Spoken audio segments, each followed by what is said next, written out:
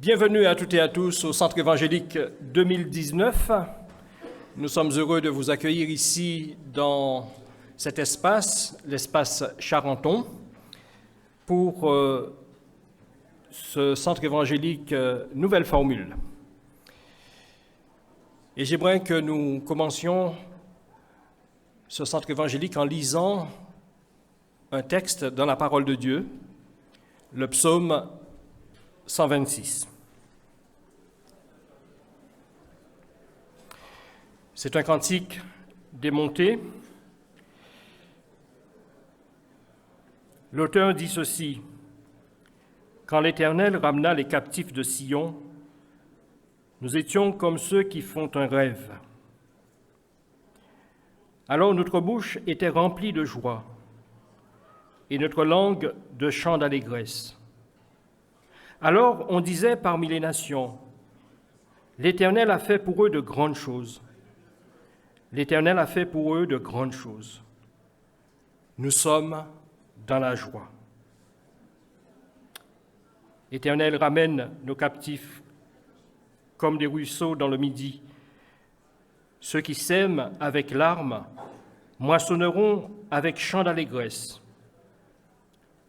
Celui qui marche en pleurant, quand il porte la semence, revient avec allégresse quand il porte ses gerbes. » Je ne sais pas si la reprise du centre évangélique est un rêve qui se réalise, mais après une année de pause, ce qui nous a permis de fêter les 70 ans du centre, nous sommes heureux de nous retrouver ce matin pour un centre évangélique nouveau, dans un lieu nouveau.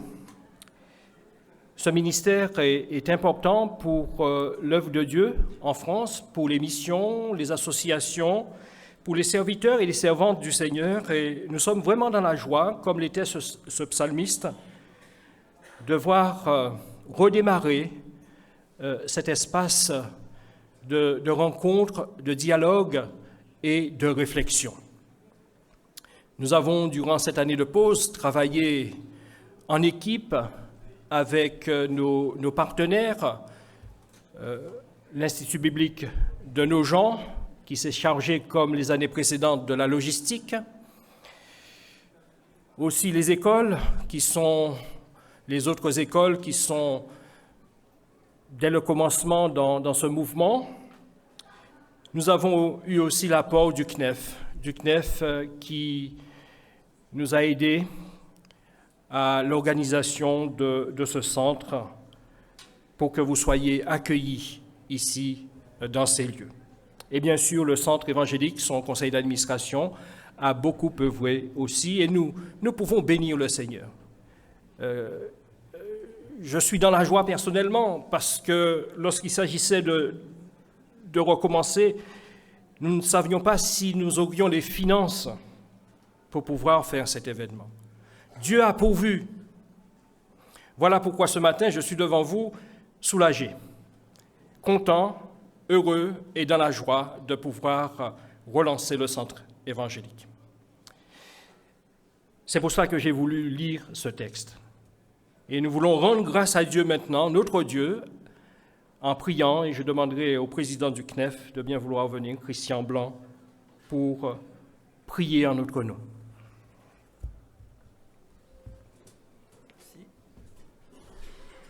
Voilà, je vous invite à vous recueillir avec moi pour prier le Seigneur. Nous te bénissons, Seigneur, et nous te louons de tout notre cœur pour cet événement, cette rencontre fraternelle. Et nous voulons la placer devant toi afin qu'elle soit pour nous une grande source de richesse dans les échanges, dans la communion fraternelle. Nous sommes heureux de faire partie de ce grand peuple que tu as racheté à la croix, un peuple qui a pour vocation de te louer, de t'adorer, mais aussi de refléter la vérité, de témoigner en faveur de la vérité.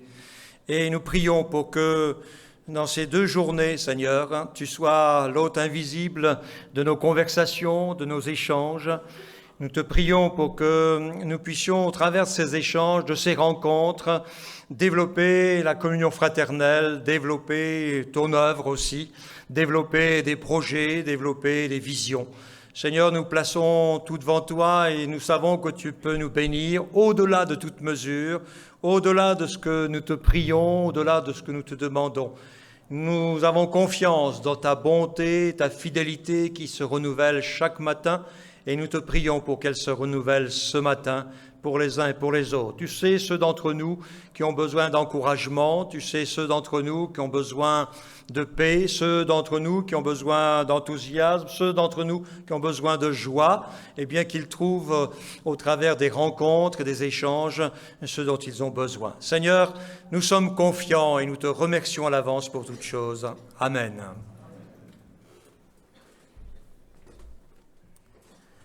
Vivre l'Évangile dans une société connectée, c'est le thème de notre centre évangélique et nous allons réfléchir autour de ce thème tout au long de ces 2 jours par des conférences mais aussi dans des ateliers. Et pour la première conférence, nous avons la joie d'accueillir donc Dominique Anger. Dominique qui a été professeur à l'Institut biblique de Genève, l'IBG pendant plusieurs années, maintenant qui est au Canada, toujours professeur dans une école biblique. Donc nous sommes contents de le revoir de retour ici en France. Que le Seigneur puisse le bénir. Donc je te laisse la parole.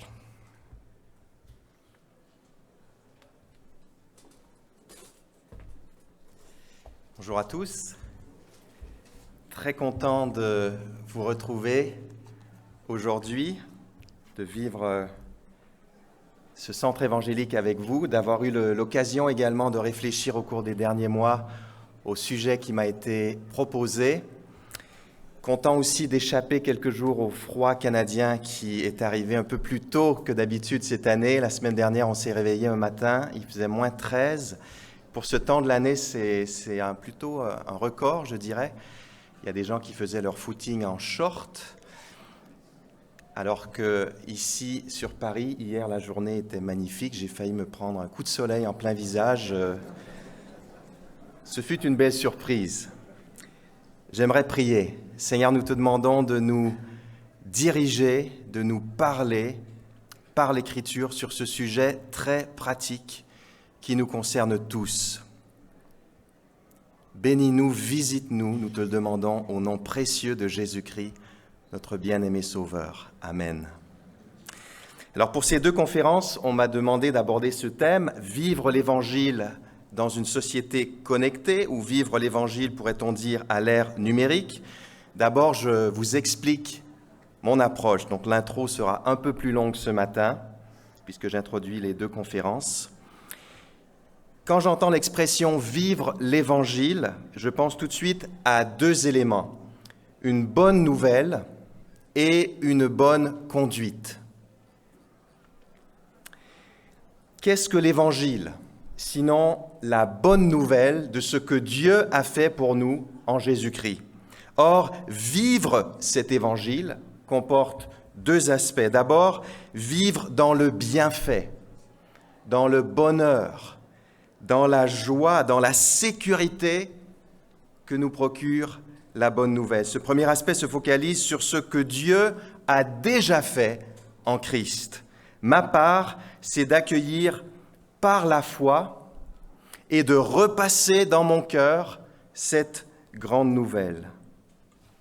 Ensuite, second aspect, c'est de vivre les implications, les conséquences de la bonne nouvelle, notamment dans ma manière de me comporter. C'est d'adopter une conduite qui est digne de ce que Christ a fait pour moi. C'est de mener une vie concrète qui dit merci au Seigneur. Vivre dans la joie de la bonne nouvelle et vivre les implications éthiques de la bonne nouvelle. Bonne nouvelle et bonne conduite. Les exigences de Dieu satisfaites en Christ et les exigences de Dieu pour ma vie chrétienne et pour notre vie communautaire. Vivre l'Évangile est donc une expression très riche et je remercie les organisateurs du Centre évangélique de l'avoir choisi.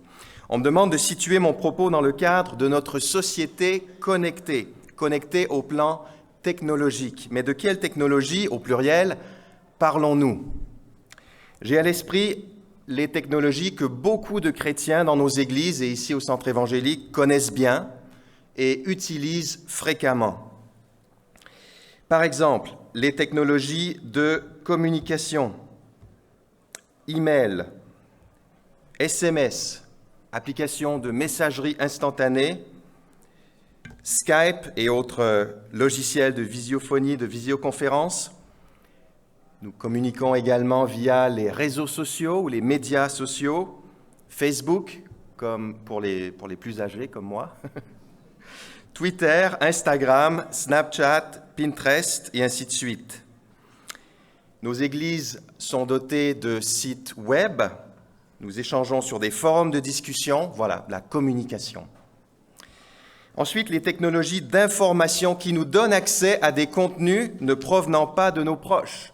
Donc les sites Internet, Google et les autres moteurs de recherche, les blogs sur lesquels sont publiés des billets de courts articles, les podcasts, ces séries de fichiers audio ou vidéo, les webinaires qui sont des séminaires sur Internet, des conférences en ligne, les sites web d'hébergement de vidéos comme YouTube ou de fichiers audio comme SoundCloud et Stitcher et les autres, l'e-learning, donc les cours en ligne, par exemple à la FTE où j'enseigne à Montréal, la plupart de nos cours sont aussi disponibles en ligne pour les gens qui ne sont pas sur place.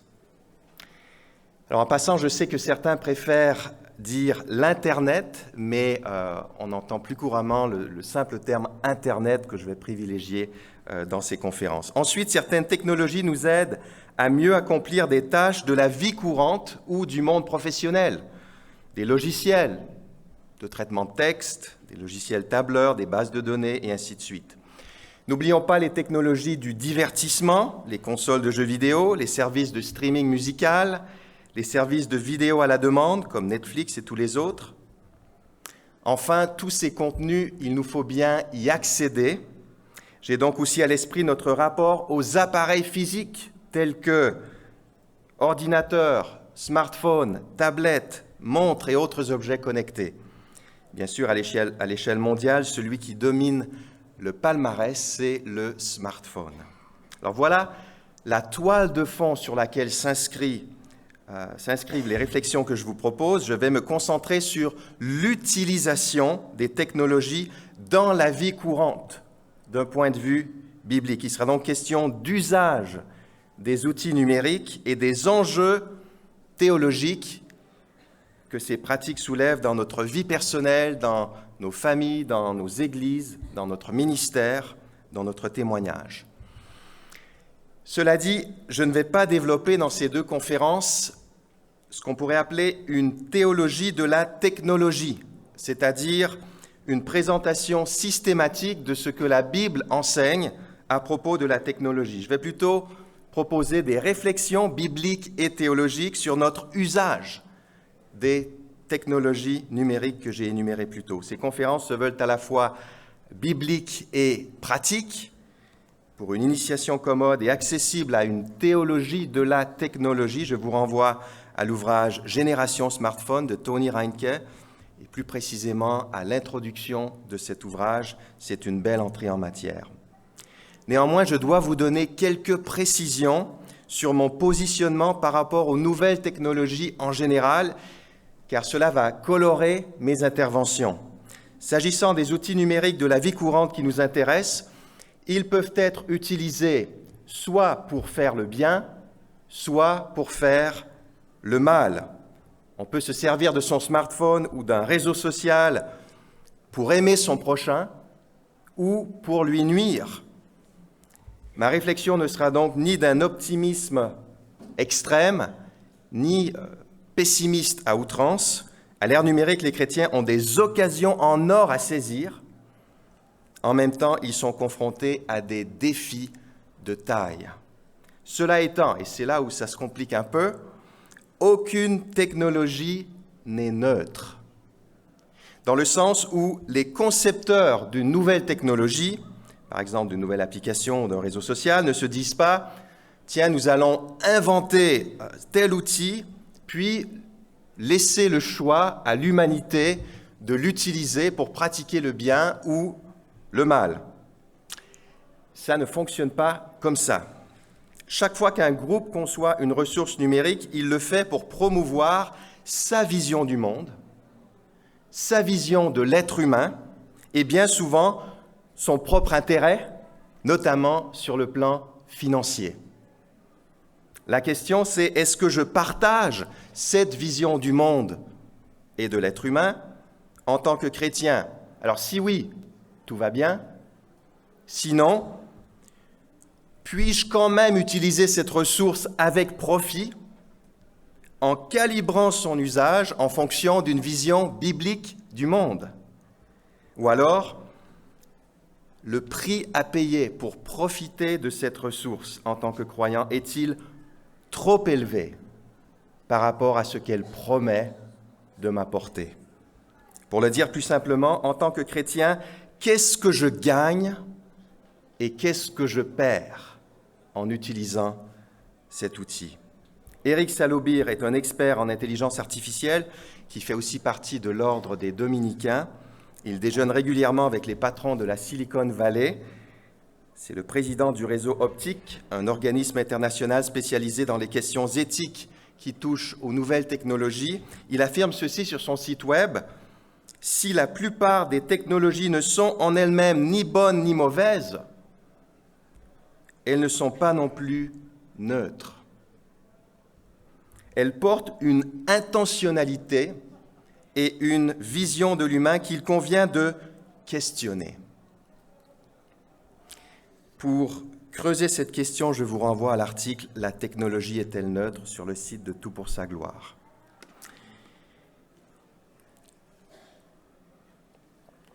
Je vous propose comme point de départ de mes réflexions un résumé de ce que signifie vivre l'Évangile. Partant de ce résumé, nous allons tirer quantité d'implications focalisées sur les défis et les occasions qui s'offrent à nous à l'ère numérique. Alors, celles et ceux qui aiment lire des livres ou des articles chrétiens sur le thème de la technologie discerneront ici une approche inverse par rapport à ce qui est habituellement proposé. Le plus souvent, les auteurs prennent pour point de départ les réalités de notre monde connecté, puis ils cherchent des éclairages bibliques. Il m'a semblé opportun de procéder dans l'autre sens. Et mon résumé du vivre l'Évangile, j'aimerais l'emprunter à l'épître de Paul aux Éphésiens, dans laquelle Paul explique à des chrétiens et à des églises ce que signifie vivre au quotidien dans le cadre du grand plan de salut de Dieu. Dans les 3 premiers chapitres, Paul cherche à propulser ses lecteurs dans l'émerveillement et dans la louange face à ce que Dieu a fait. Il les invite à se rappeler du projet majestueux du Dieu plein de grâce. Dans les 3 derniers chapitres, Paul indique à ses lecteurs comment marcher à la lumière de ce que Dieu a fait. Éphésiens 1 à 3, bonne nouvelle. Éphésiens 4 à 6, bonne conduite, pour schématiser. Mon but, ça n'est pas d'expliquer en détail le texte d'Éphésiens, mais c'est simplement de puiser dans cette lettre des panneaux indicateurs qui nous aideront à naviguer fidèlement sur l'océan des nouvelles technologies. Dans la mesure où les concepteurs des outils numériques travaillent dans le cadre de leur projet personnel et de leur vision du monde et cherchent à nous entraîner dans ce projet, souvent à notre insu, je trouve particulièrement stratégique d'adopter une approche positive et enthousiasmante, fondée sur le projet de Dieu qui est devenu le nôtre. Autrement dit, ne soyons pas constamment sur la défensive, mais servons-nous avec discernement de tout ce qui peut nous aider à vivre l'Évangile à la gloire de Dieu et par sa grâce. Pour le reste de cette première conférence, je tire nos 6 premiers panneaux indicateurs de la première moitié d'Éphésiens. Demain, les panneaux proviendront tous de la seconde moitié de la lettre, qui est très pratique. Premier panneau indicateur, béni soit Dieu, Éphésiens 1, 3. Paul ouvre le corps de sa lettre par une bénédiction, par une louange. En Éphésiens 1:3, il écrit « Béni soit Dieu, le Père de notre Seigneur Jésus-Christ, car il nous a comblés de toute bénédiction de l'Esprit dans le monde céleste en raison de notre union avec Christ. » Dans cette louange qui se poursuit jusqu'au verset 14, Paul énumère les bénédictions que nous avons reçues dans le cadre de notre salut en Christ. Paul nous invite à tourner les regards vers Dieu. Il affirme même en Éphésiens 5, verset 4, que ce qui caractérise le parler des chrétiens, c'est l'action de grâce, l'expression audible de reconnaissance envers Dieu. Cet appel à fixer les regards sur Dieu représente un premier clash avec notre époque, que certains résument tout simplement en parlant de l'ère des selfies. Cette formule ne dit peut-être pas tout, mais elle est évocatrice. Glenn Scrivener, un évangéliste australien qui exerce un ministère auprès des jeunes au Royaume-Uni, déclare que le narcissisme, la contemplation de soi-même, est un immense danger à l'ère des médias sociaux, particulièrement parmi les jeunes, dit-il dans le contexte d'une intervention sur les jeunes, mais je pense qu'on peut élargir à toutes les générations qui utilisent les réseaux sociaux. Il rappelle que dans le mythe grec, Narcisse n'est pas seulement amoureux de lui-même, mais il est amoureux de sa propre image. Un jour, alors qu'il s'abreuve à une source, après une dure journée de chasse, Narcisse voit son reflet dans l'eau et il en tombe amoureux. Pour cet évangéliste, le parallèle est probant. À l'époque d'Instagram, nous tombons amoureux non pas tout simplement de nous-mêmes, mais plutôt de l'image améliorée de nous-mêmes que nous choisissons de projeter dans le monde. Tout cela est bien superficiel et vide de sens, ajoute-t-il, avant de mettre le doigt sur une contradiction flagrante au sein de cette jeune génération qu'il affectionne. D'une part, elle s'investit sans compter dans son image. D'autre part, elle célèbre haut et fort l'authenticité. Les youtubeurs les plus authentiques sont aussi les plus populaires. Pourtant, à une époque où tout est spectacle et façade, il est extrêmement facile de se parer d'une authenticité faussée et truquée en vue d'épater la galerie. Pour cet évangéliste, le narcissisme, c'est l'idole numéro 1 de notre temps. Comment orienter notre cœur vers Dieu à l'ère des selfies, alors que nous sommes de plus en plus nombreux à souffrir d'un mal qu'un prédicateur québécois appelait la nombrilite contemplative? Je suis reconnaissant pour toutes les ressources gratuites sur Internet qui m'aident à bénir Dieu en dépeignant fidèlement sa gloire et en faisant de lui le héros du site ou de la ressource en question. Et elles sont nombreuses. Mais ne soyons pas dupes, même une ressource dite chrétienne, même un site d'enseignement biblique, même un site de louange musicale peut en réalité diriger nos regards vers l'homme bien davantage que vers Dieu. Quelles sont les questions à se poser ici? Est-ce que cette pratique numérique me donne envie de bénir Dieu? Au contraire, est-ce que cette pratique fait obstacle à mes actions de grâce? Au final, cette ressource, elle me rapproche de Dieu ou elle m'éloigne de lui? Je pense au podcast de prédication d'une église que j'aime beaucoup régulièrement. J'ai l'impression, en l'écoutant, de me retrouver dans la présence de Dieu et j'ai envie de le bénir. J'expérimente sa bonté grâce à la fidélité de cette église locale. J'oublie presque le prédicateur ou l'enseignant. On pourrait aussi réfléchir à ce point en tant qu'émetteur, en tant que producteur de contenu sur les blogs, sur les sites web ou tout simplement sur les réseaux sociaux. Est-ce que mon but, en posant ce geste numérique, c'est d'élever Dieu? Ça ne veut pas dire qu'à chaque fois que vous postez quelque chose sur Facebook, vous écrivez « Gloire à Dieu » ou « Merci Seigneur », ne soyons pas simplistes. Mais même quand je poste une photo ou une information sur moi ou sur ma famille, est-ce que je le fais pour me fabriquer une belle image et pour attirer les regards sur moi? Ou est-ce que je le fais en tant que pécheur racheté, conscient de la grâce de Dieu et de ses nombreux bienfaits dans ma vie? Les gens qui me suivent, les gens qui me connaissent, vont sentir la différence, peut-être pas tout de suite, mais dans la durée. Et quand on sent qu'on devient un peu trop centré sur soi en tant qu'émetteur, et c'est difficile d'y échapper complètement, il peut être bénéfique de faire un break, tout simplement, de disparaître temporairement du trafic pour se refaire une santé théocentrique, centrée sur Dieu. Deuxième panneau indicateur,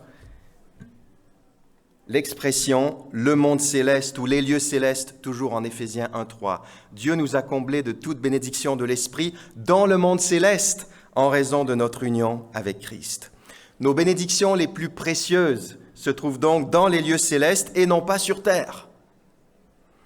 Dans l'Épître aux Éphésiens, le cosmos comprend deux dimensions, deux sphères d'existence, la dimension terrestre et la dimension céleste, appelés les lieux célestes ou tout simplement les cieux dans d'autres passages. Dieu et notre Seigneur Jésus-Christ résident et règnent dans le monde céleste, où se manifestent également les puissances spirituelles mauvaises, qui sont pourtant déjà vaincues. De plus, l'Église, l'unique Église, participe au monde céleste, tout en ayant les pieds bien sur terre, pensons à nos communautés locales. En Éphésiens, il est donc question tantôt de l'Église céleste, tantôt de ses multiples manifestations locales. Dieu nous a ressuscités ensemble et fait siéger ensemble dans les lieux célestes en Christ.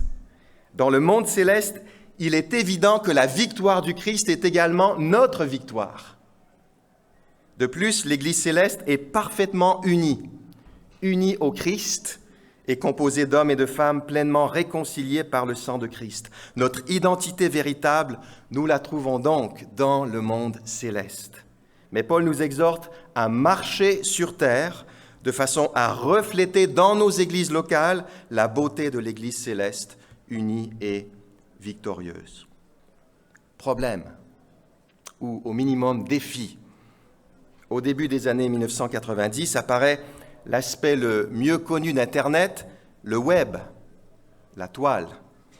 Nous y passons désormais une grande partie de notre temps. Certains y sont même connectés en permanence. Question, où se situe le web dans la cosmologie d'Éphésiens? Dans la sphère terrestre ou dans la sphère céleste? Clairement, le cyberespace fait partie de la Terre. Mais convenons-en, il complexifie notre vie terrestre. Depuis la révolution numérique, nous avons l'habitude de distinguer la réalité matérielle de l'univers virtuel. La distinction est souvent utile, mais n'oublions pas que le monde virtuel n'est pas complètement dématérialisé, puisque les données sont bien stockées quelque part dans un lieu physique sur Terre. Et surtout, n'oublions pas que le monde virtuel fait désormais partie de la réalité. Alors n'associons pas le virtuel à un monde qui serait irréel, tandis que seule la dimension physique ou matérielle serait réelle. C'est faux.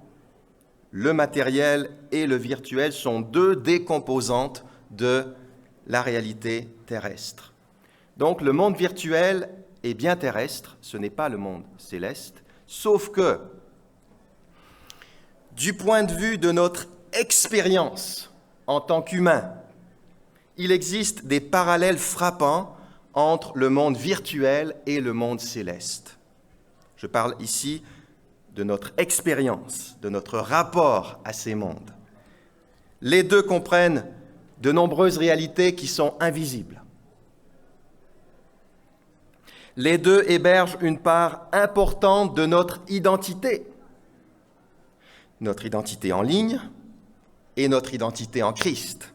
Dans les deux cas, cette identité peut être proche ou très éloignée de celle que nous portons dans le cadre de nos relations face à face. Les deux ont un impact sur notre réalité terrestre déconnectée. Ce qui se passe sur les réseaux sociaux impacte notre vie hors ligne. Et ce qui se passe dans le monde céleste se répercute aussi dans notre marche terrestre. En outre, les deux mondes permettent des communications instantanées. Échange avec nos amis sur les réseaux sociaux, échange avec le Dieu vivant. Tous possibles, 24 heures sur 24, 7 jours par semaine. Enfin, les deux nous mettent en relation avec une omniprésence, entre guillemets, l'omniprésence de nos interlocuteurs virtuels qui restent à nos côtés où que nous soyons grâce à notre smartphone et autres objets connectés, et la véritable omniprésence divine. Maintenant, soyons concrets. Pourquoi est-ce important de relever de tels parallèles sur le plan de l'expérience? Parce que dorénavant, le monde virtuel nous offre des solutions de remplacement qui peuvent diminuer notre conscience du monde céleste et notre désir de nous recentrer sur le monde céleste. En Éphésiens 6, 18, Paul demande ceci aux chrétiens: « En toutes circonstances, faites toutes sortes de prières et de requêtes sous la conduite de l'Esprit. Faites-le avec vigilance et constance et intercédez pour tous les membres du peuple saint. » Comment prier en tout temps? Avec vigilance et constance.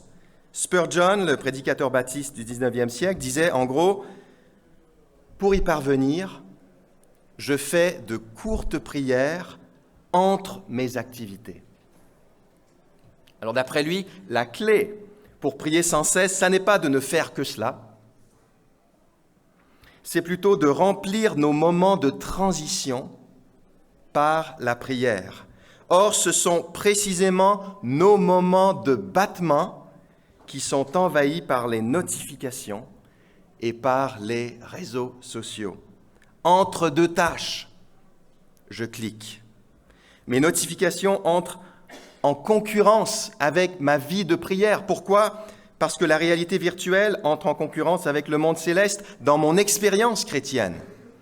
Mes bénédictions dans les lieux célestes pâlissent et s'affadissent parce que mes yeux sont déjà saturés de mégapixels et qu'il ne reste que très peu de place pour la contemplation du vraiment sublime. Question: à qui vais-je accorder mon attention durant les transitions de ma journée? Nous sommes scotchés par l'éclat et la magnificence du cyberespace terrestre. Les films 3D, les jeux vidéo plus réels que la vraie vie.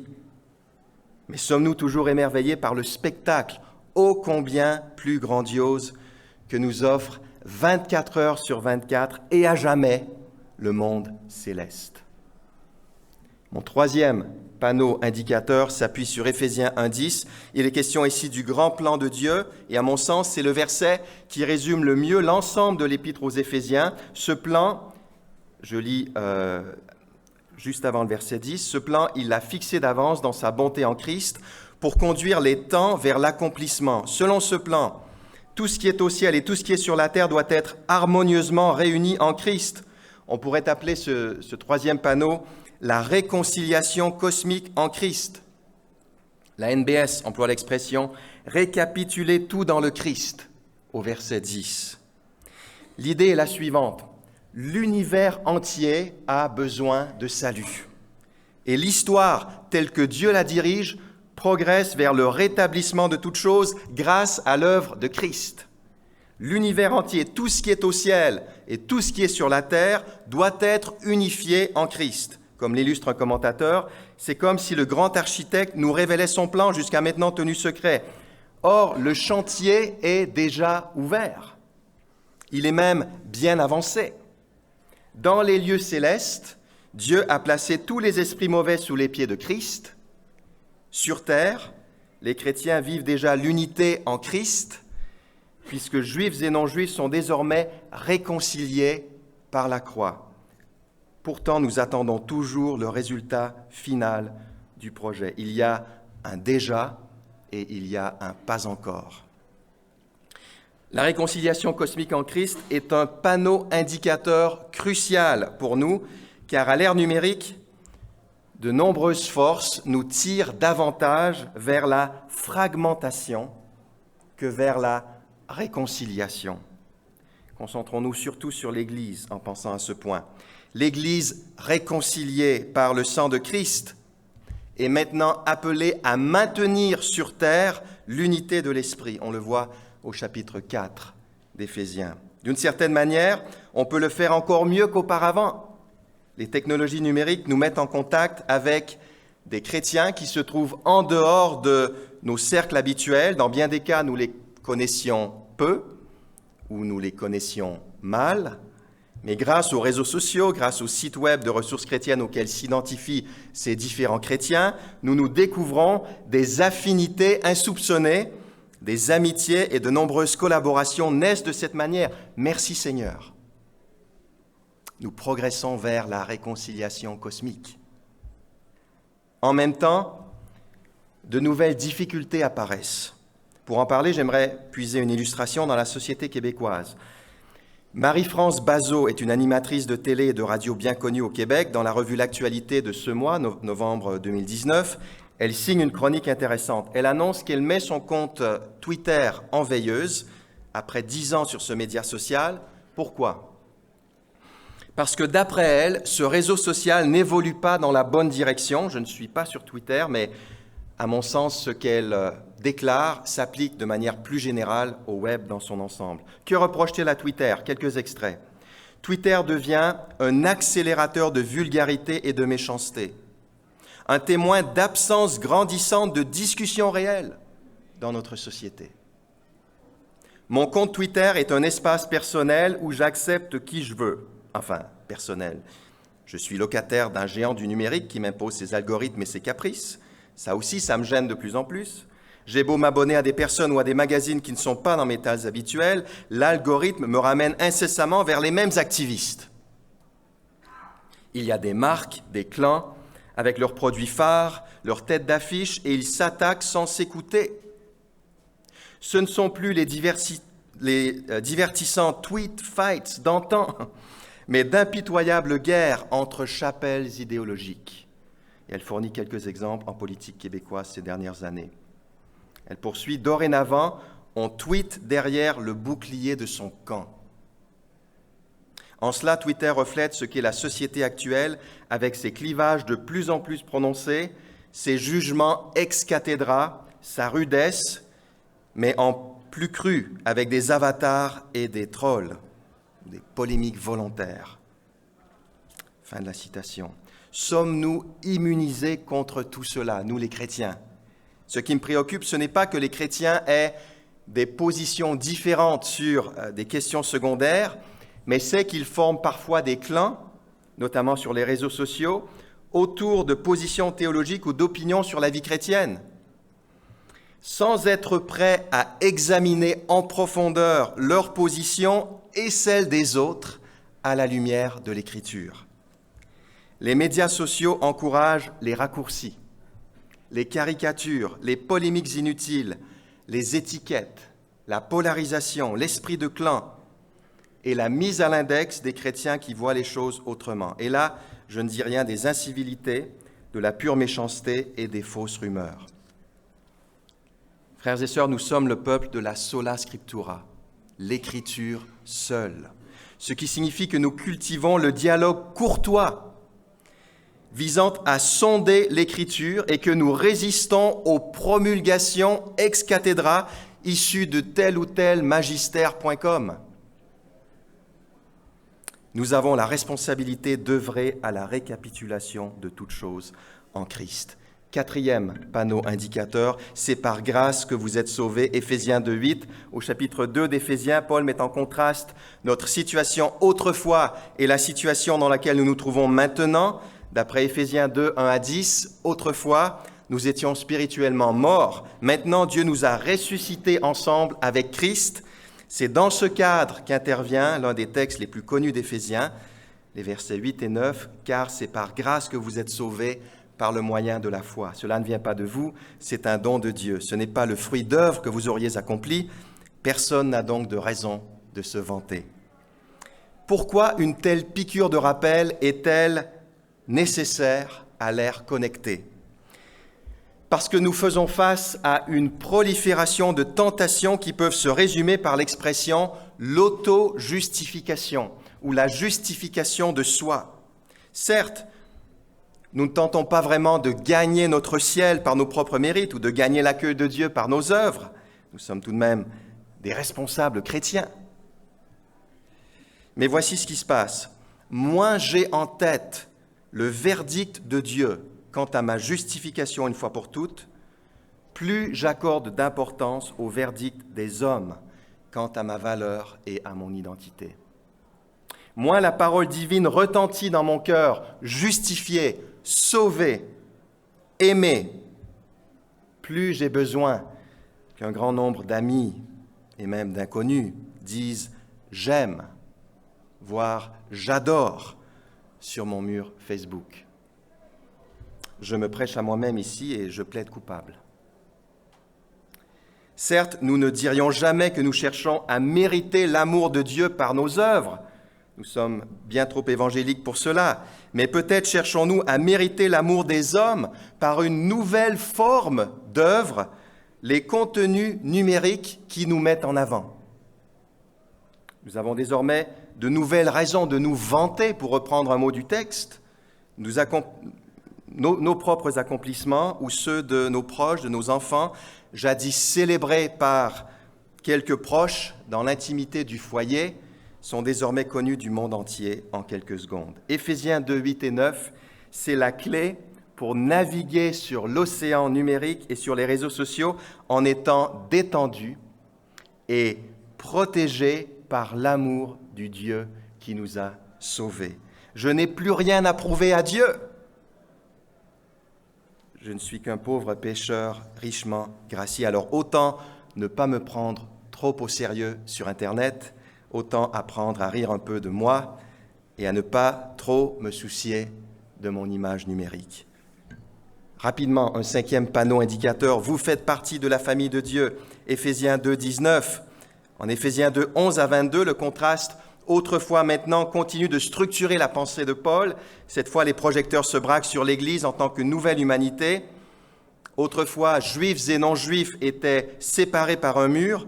Maintenant, ils sont réconciliés entre eux et réconciliés avec Dieu. Ensemble, ils ont un libre accès auprès du Père. Dans les versets 19 à 22, Paul décrit les chrétiens réconciliés au moyen de 3 métaphores. Ils sont concitoyens, ils ont leur certificat de citoyenneté céleste, pour ainsi dire. Ils font partie de la famille de Dieu et ils forment ensemble le nouveau temple de Dieu. Les manières inédites de vivre les relations à l'ère numérique impactent considérablement la vie d'Église et les relations fraternelles en général. Je n'ai pas le temps de développer ce point comme j'aurais voulu le faire. Je me contente de relever une grande différence entre les relations en ligne et celles qui se produisent dans l'Église locale. En ligne, en général, les gens se retrouvent autour d'une affinité, d'une cause ou d'un centre d'intérêt commun. Il n'est pas si difficile d'entretenir une relation avec une personne qui se trouve à l'autre bout du monde si cette personne partage la même passion que nous. Mais dans l'Église, nous ne choisissons pas nos frères et sœurs. C'est Dieu qui les a choisis. Or, interagir avec des gens différents par leur âge, leur goût, leur culture, leurs habitudes, c'est un véritable défi.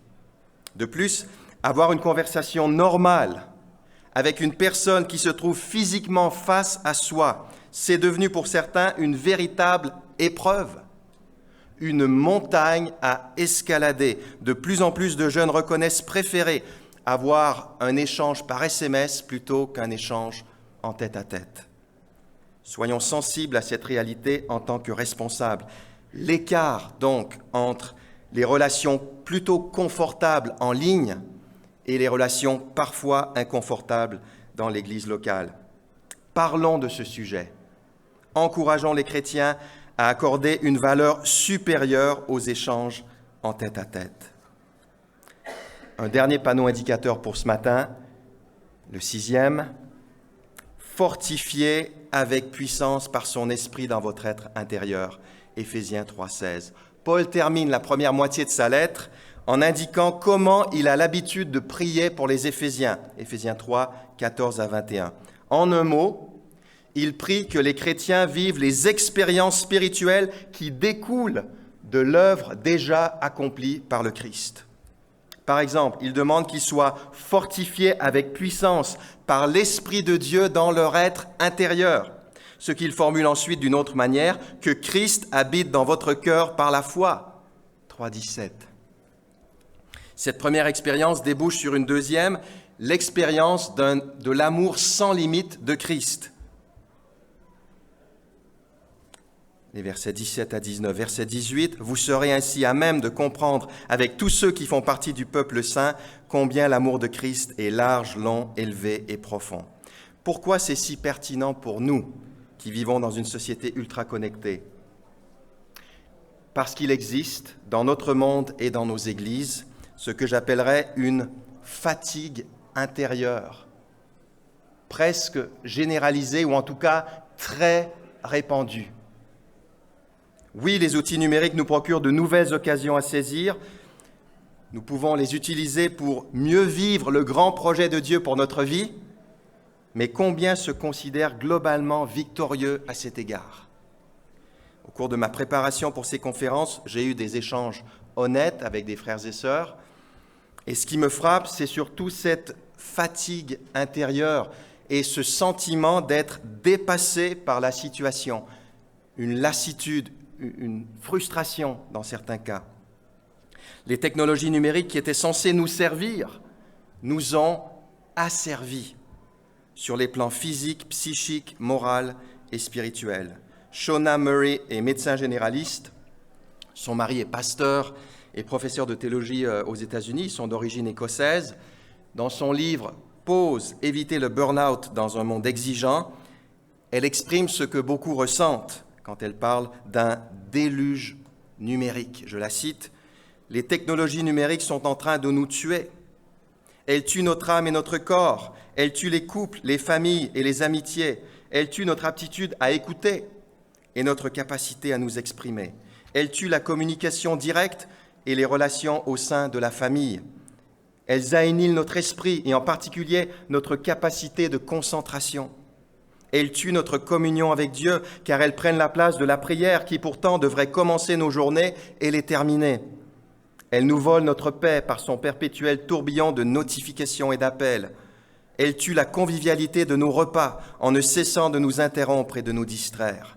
Elles étouffent la voix de Dieu tout au long de la journée, car dès que nous avons le moindre instant de battement, que ce soit en voiture ou ailleurs, nous en profitons pour aller voir ce qui se passe sur les réseaux sociaux.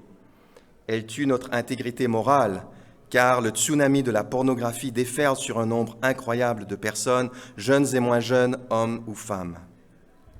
Elles nous volent notre identité, car nous avons tant de profils sur les réseaux sociaux et présentons tant d'images différentes aux autres que nous finissons par oublier qui nous sommes vraiment. C'est un fait, les technologies numériques ont porté atteinte à chaque partie de notre être et elles sont en train d'en chasser la vie. Cela inclut bien sûr notre être intérieur, notre cœur. Alors Shona ne reste pas sur cette note pessimiste, elle propose des solutions pratiques comme le fait d'éteindre plus souvent les notifications de son portable et de son ordinateur, consulter ses mails, ses SMS et les réseaux sociaux uniquement à des moments précis et prédéterminés de la journée, mettre en priorité son temps avec Dieu le matin, donc se déconnecter des appareils numériques pour mieux se connecter à lui. Combien nous avons besoin d'être fortifiés intérieurement par l'Esprit à l'ère numérique, de vivre avec Dieu et autour de sa parole des expériences encore plus fortes et plus vraies que celles que nous propose le monde numérique, d'expérimenter ensemble, en Église, toutes les dimensions de l'amour de Christ. En conclusion de cette première conférence, j'ai un ami pasteur qui aime bien dire que la vie chrétienne elle est infiniment intéressante. Pourquoi? Parce que Dieu ne nous donne pas des règles ultra précises sur tout. Bien sûr, certains commandements sont clairs, mais Dieu nous donne son esprit et il nous donne envie de lui plaire en nous révélant son grand projet pour l'Église et pour le cosmos, pour l'univers entier. Beaucoup de chrétiens se sentent dépassés par leurs propres pratiques technologiques, d'autres choisissent de prendre en main leur vie numérique, mais pour y parvenir, une attitude défensive ne suffit pas. La question fondamentale, c'est « qu'est-ce que je veux ?» au fond. Qu'est-ce que je veux faire de ma vie? Qu'est-ce que je veux faire de mon ministère? Si je choisis de mettre en priorité le grand plan de Dieu tel qu'il est dépeint dans Éphésiens, je vais forcément faire des choix fermes, voire drastiques en matière de technologie moderne. Nous en reparlerons demain de vive voix et en personne. Je vous remercie.